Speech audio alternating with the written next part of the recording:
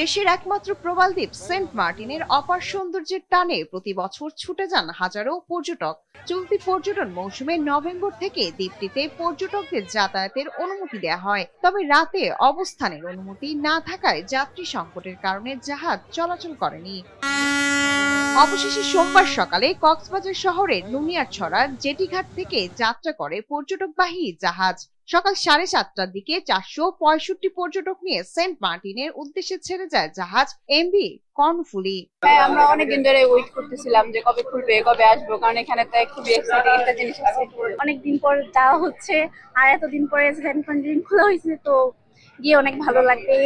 সবার প্রতি অনুরোধ থাকবে যেন ওই জিনিসটা আমরা একটু মেইনটেইন করি, কোনো প্লাস্টিকের বোতল যেন আমরা না নিই। জাহাজ চলাচল কর্তৃপক্ষের সংশ্লিষ্টরা বলছেন, সরকারের নির্দেশনা মতে পর্যটন মৌসুমে প্রতিদিন 2000 পর্যটক যাতায়াতের অনুমতি রয়েছে। আজকে সরকার যে রাত্রি যাপনের সুযোগ করে দিয়েছে 1 ডিসেম্বর থেকে, তার কারণে 3টি জাহাজ যাচ্ছে।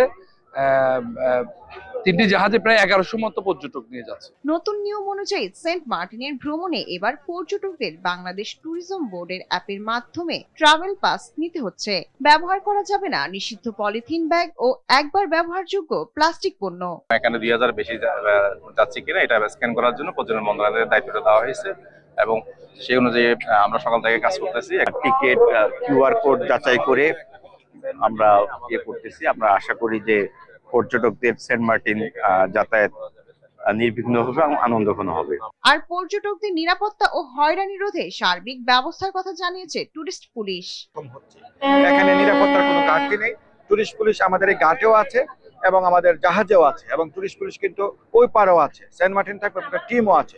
সম্পূর্ণ নিরাপত্তার চাদরে আমাদের পর্যটকরা আমরা ওখানকে ভ্রমণ করা নিশ্চিত করব। এদিকে নির্দেশনা না মেনে অবৈধ পন্থায় টিকিট বিক্রির অভিযোগে সেন্ট মার্টিনগামী পর্যটকবাহী জাহাজ কেয়ারিস জিন্দাবাদ কর্তৃপক্ষকে 50,000 টাকা জরিমানা করেছে ভ্রাম্যমাণ আদালত। শায়লা খান, নিউজ ডেস্ক, দেশ টিভি।